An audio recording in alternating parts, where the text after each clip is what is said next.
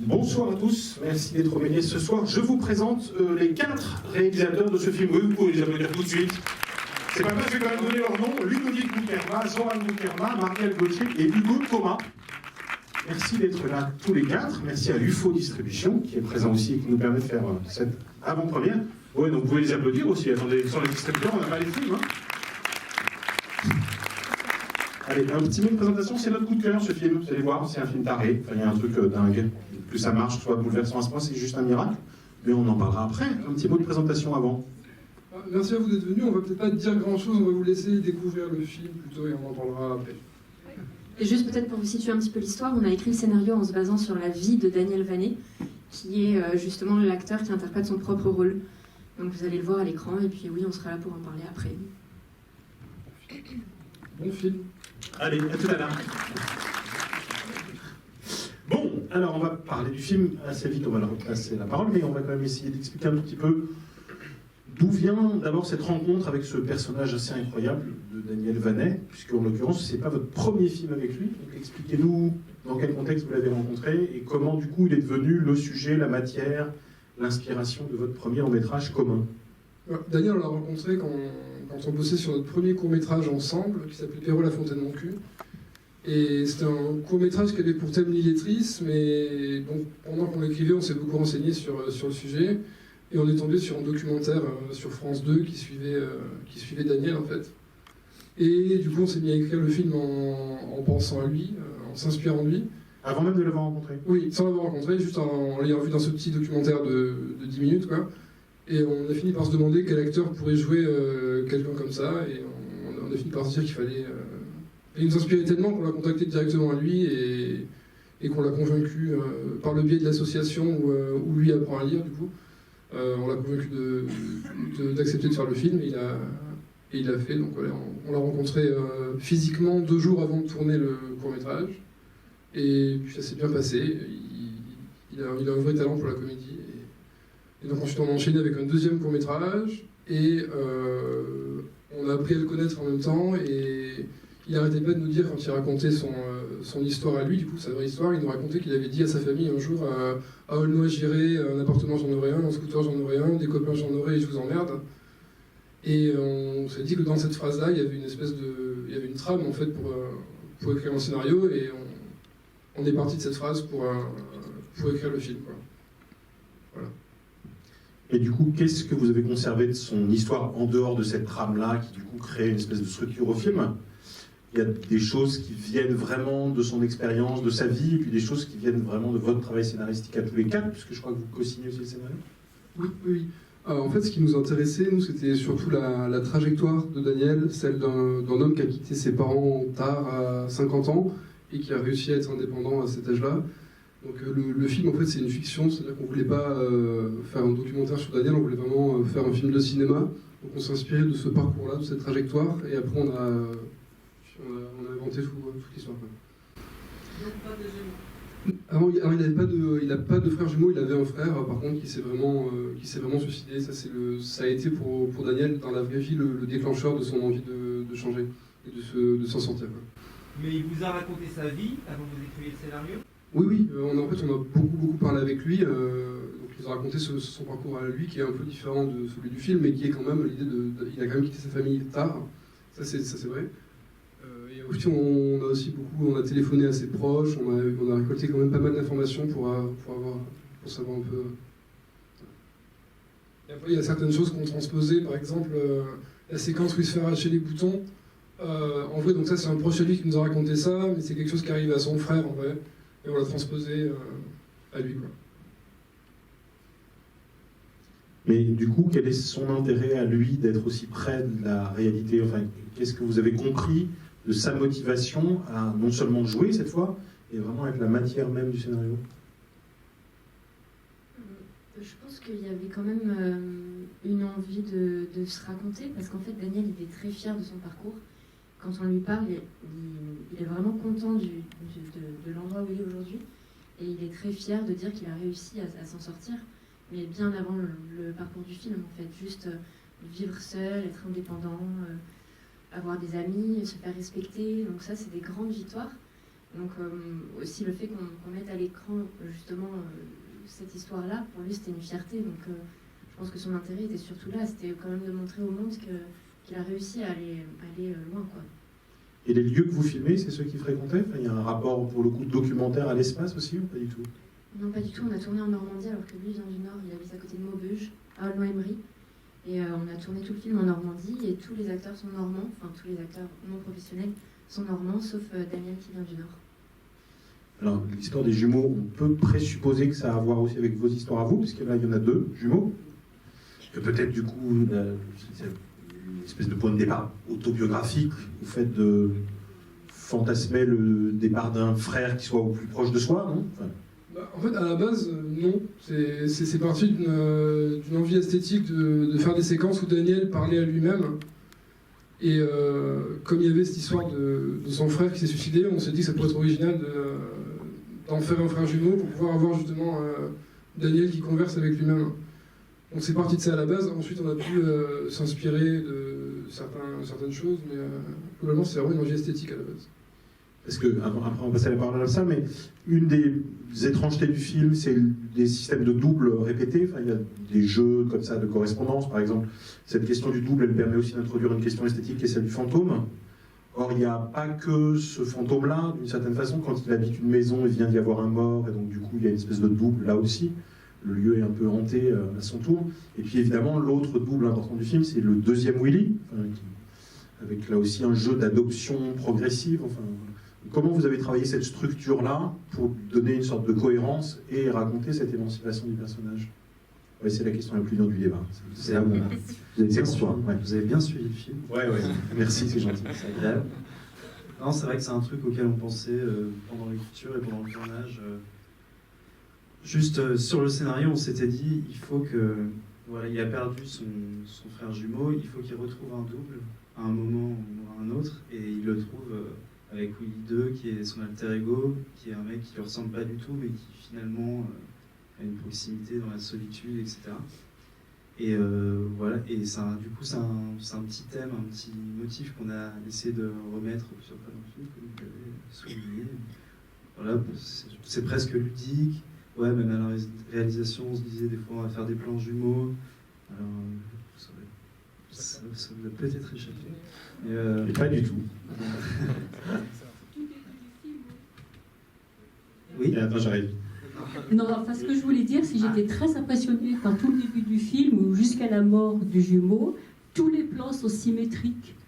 Et, enfin, en tout cas, moi, je les ai vus comme ça, peut-être pas absolument tous, mais je les ai vus beaucoup comme ça, c'est-à-dire la route avec cette route très curieuse. J'ai jamais vu ça avec ces 2 talus assez symétriques. Et enfin, je me rappelle pas. J'ai un peu oublié les images, mais j'ai quand même remarqué qu'à partir de la mort du jumeau, ça change.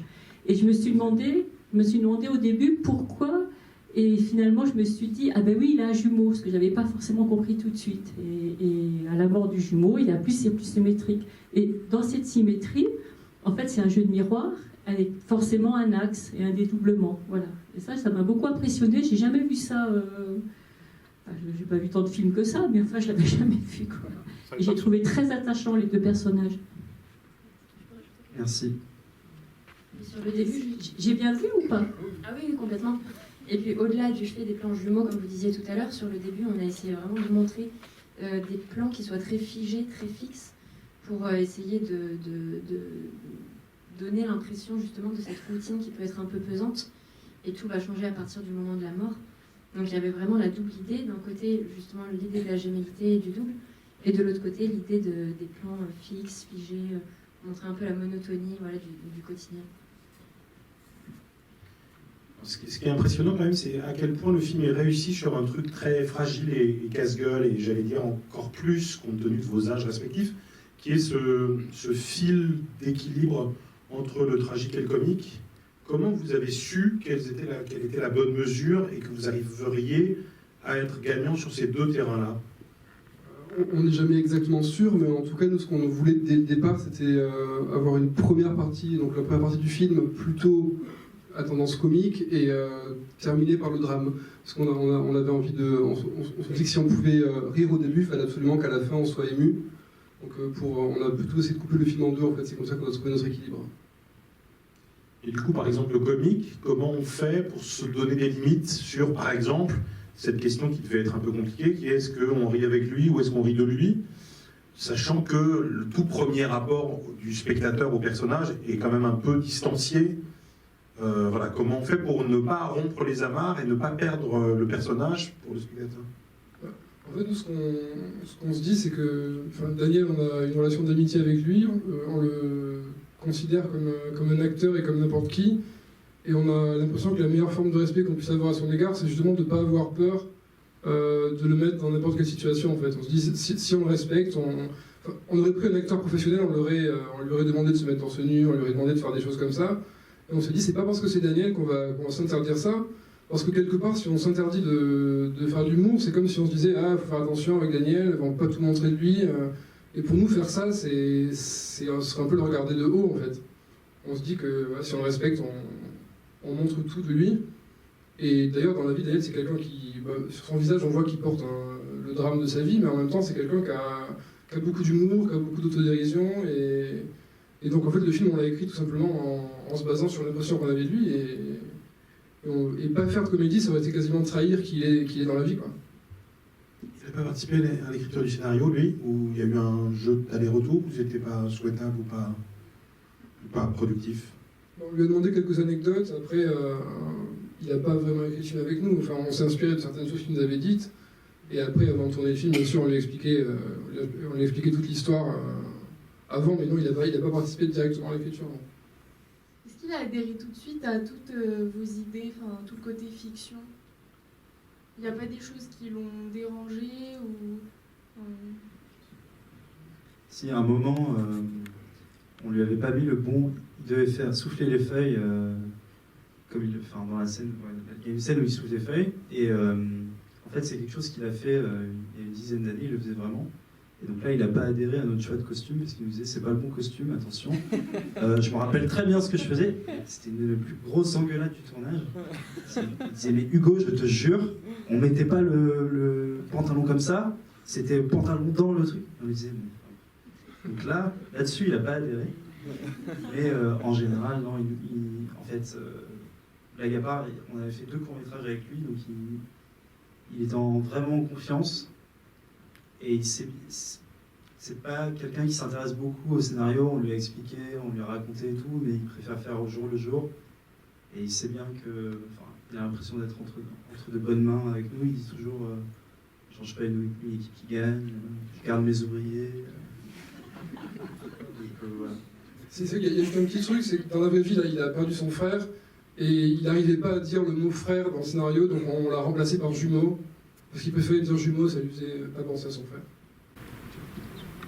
Et les parents sont-ils, ces personnes-là n'ont rien à voir avec lui? Les parents, un truc qui est marrant, c'est que donc, la mère, on l'a trouvée dans un loto, en fait, on faisait parce qu'on est arrivé 1 mois avant le tournage, on n'avait rien du tout, on était à 4, et on devait trouver tout le casting et tous les décors. Donc c'était vraiment avec les moyens du bord, donc on allait dans les lotos de village et on faisait une annonce comme ça au micro, on disait qui veut jouer dans un film, si vous voulez jouer, venez, puis on les prenait en photo, on faisait des petits essais.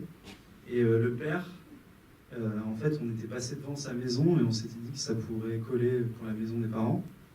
Et en fait on n'a pas pris la maison, mais on a pris le propriétaire de la maison, qui joue maintenant le père de Willy.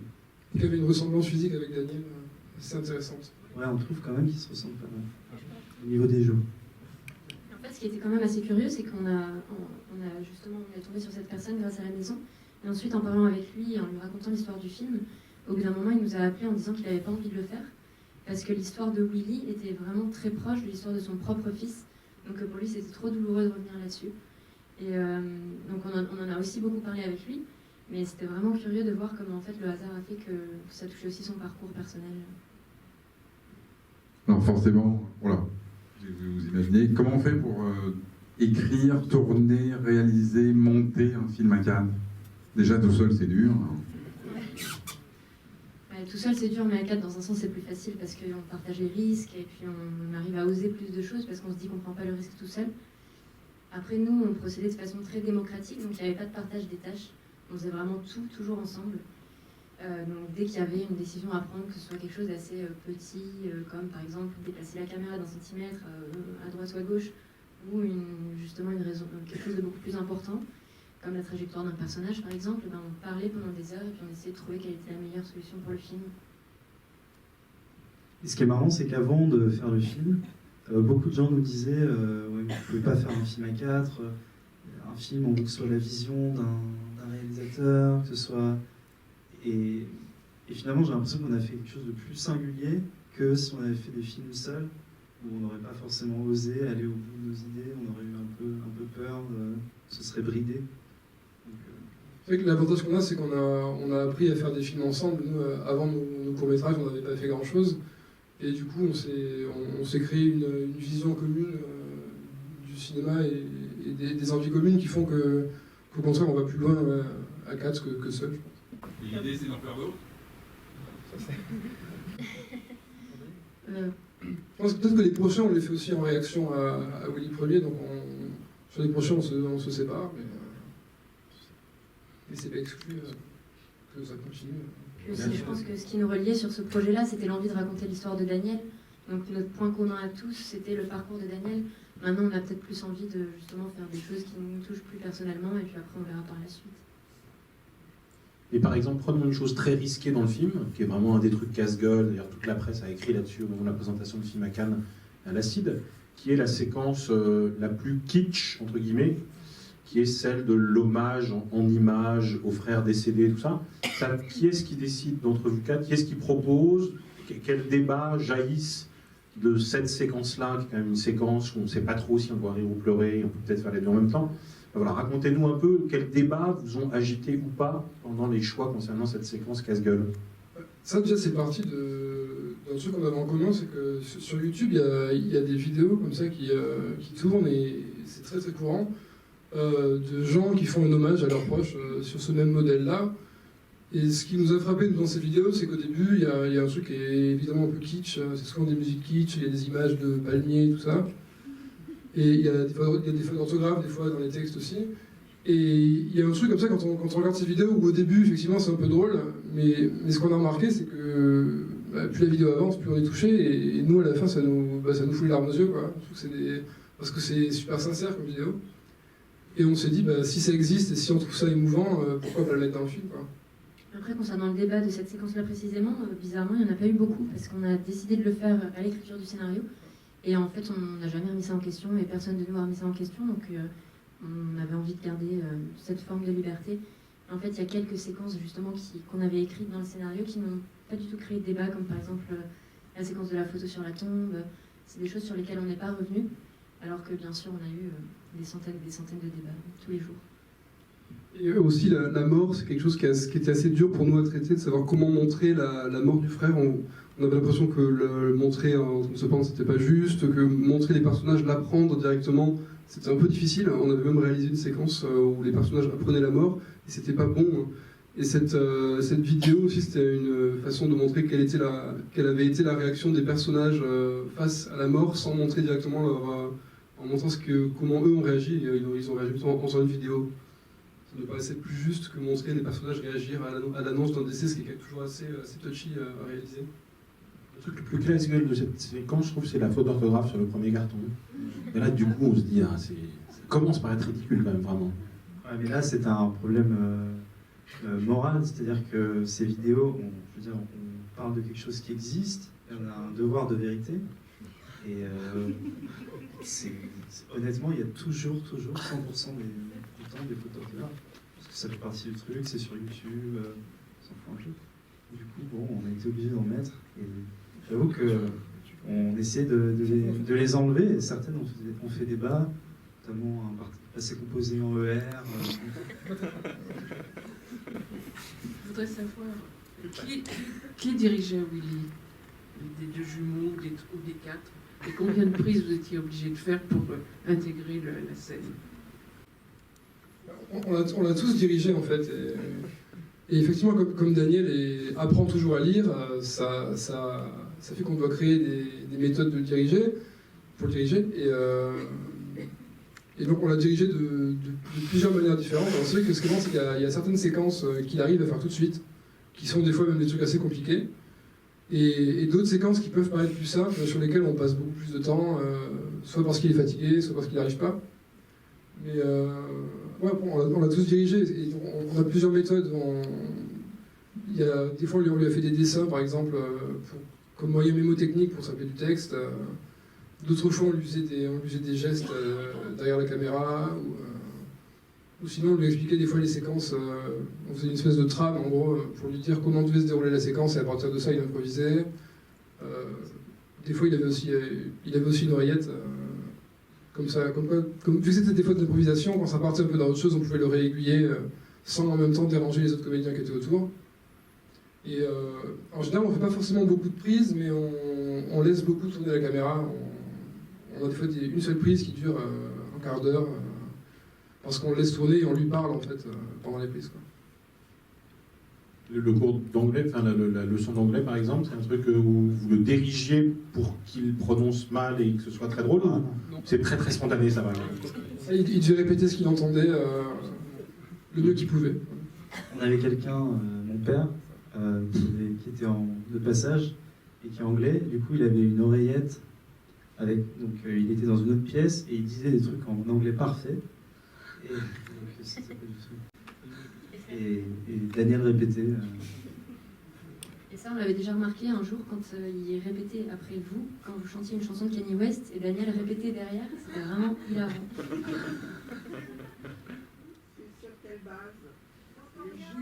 Comment se sont-ils rencontrés, eux, les quatre?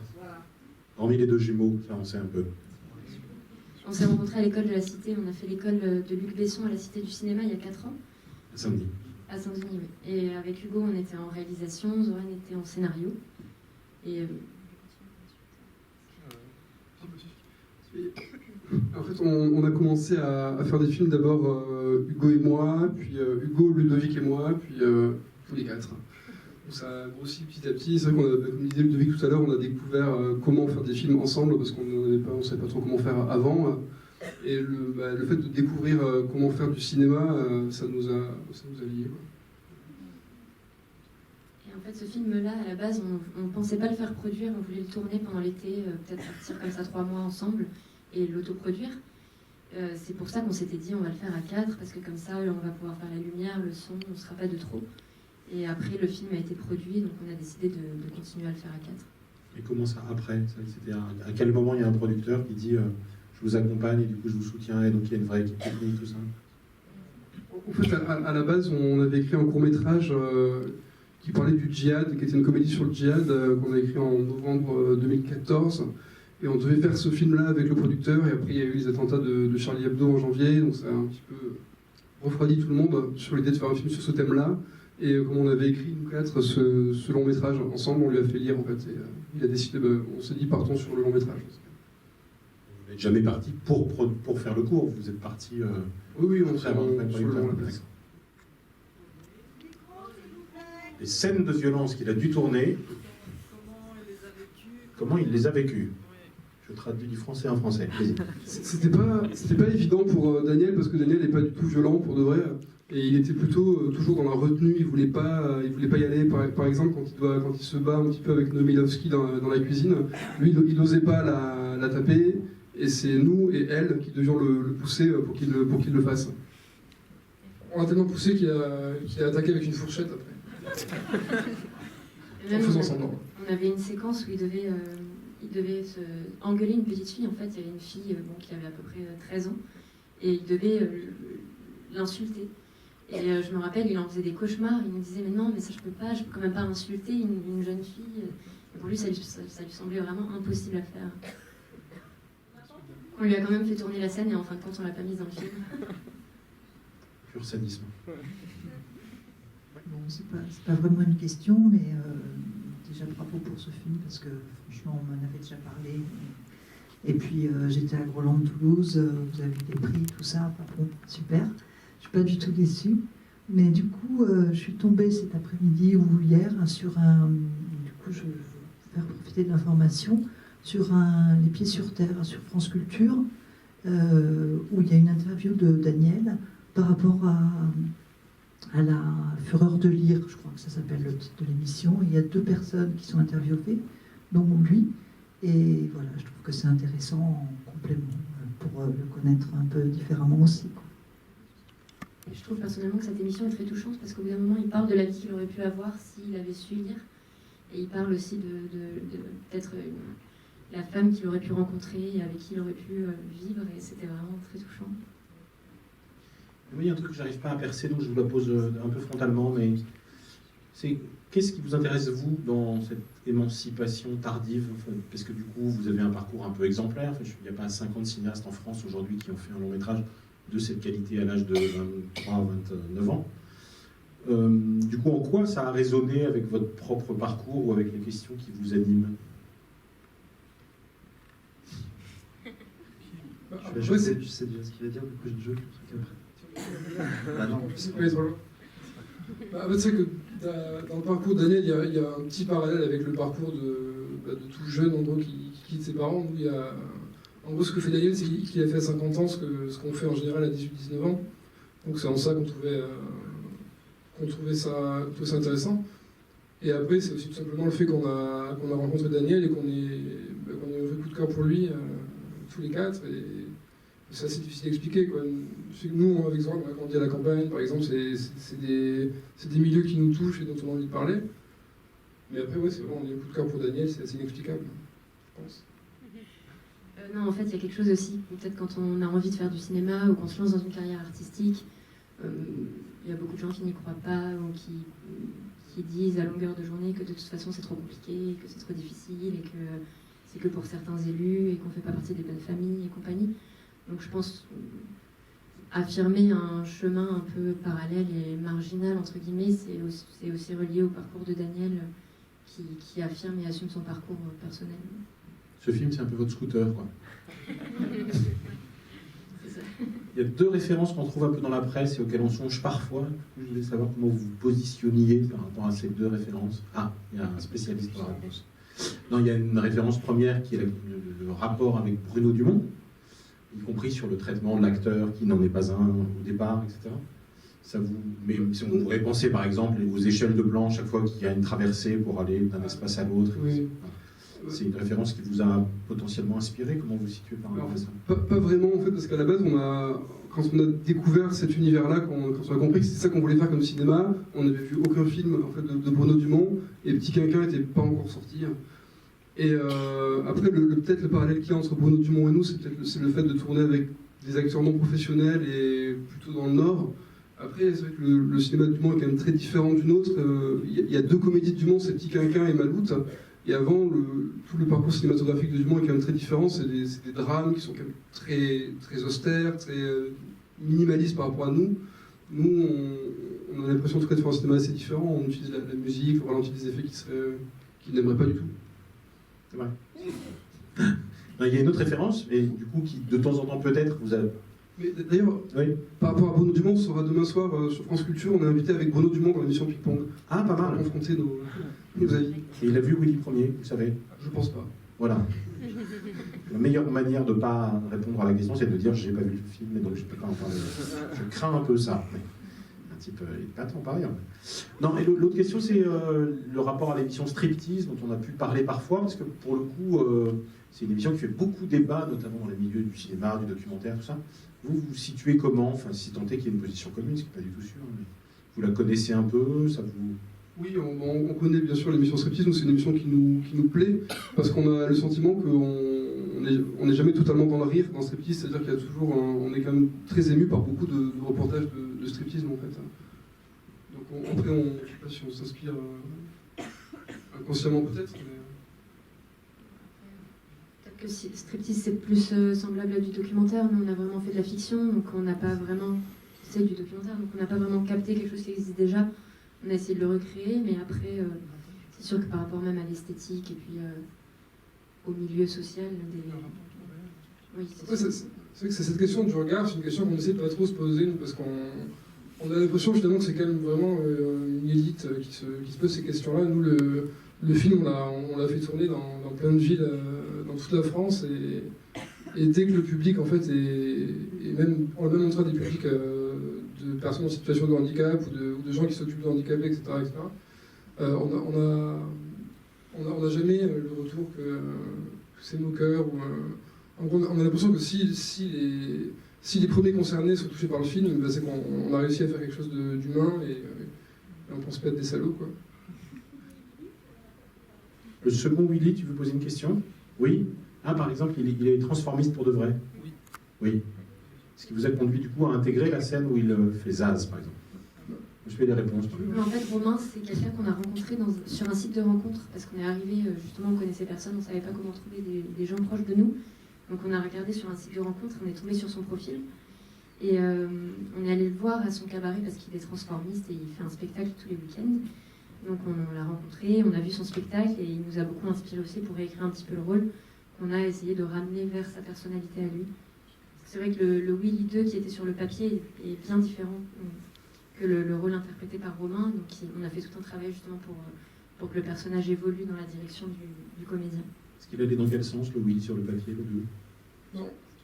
On avait déjà en fait le côté qui se maquille à la fin et tout ça, mais on n'avait pas justifié outre mesure. En gros, il y avait une séquence, à la place de la séquence de Zaz, normalement il jouait à la console et Romain était maquillé. Et on disait que ça n'avait pas trop de sens de le montrer maquillé et de ne pas jouer avec, quoi. Et pendant le montage du film, donc on a eu cette idée-là en fait, d'intégrer ce truc de Zaz qui est vraiment un numéro que Romain fait au cabaret.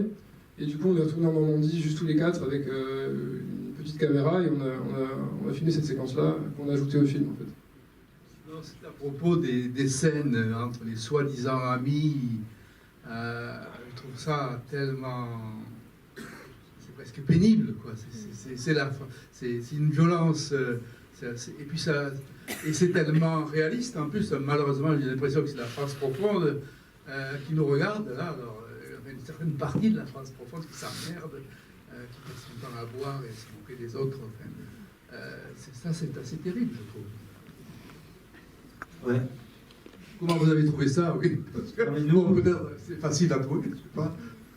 Nous, simplement, en tout cas, un truc, c'est qu'on essayait vraiment de montrer dans cette scène-là des mécanismes un peu compréhensibles, c'est-à-dire qu'on puisse comprendre que chaque bourreau soit à la fois une victime et qu'on puisse comprendre un peu le point de vue de chacun. C'était important pour nous que ce ne soit pas gratuit. Et donc, quand Willy en vient, par exemple, à taper Willy 2, voilà, on voulait que les dynamiques soient un peu comme ce qu'on retrouve à l'école.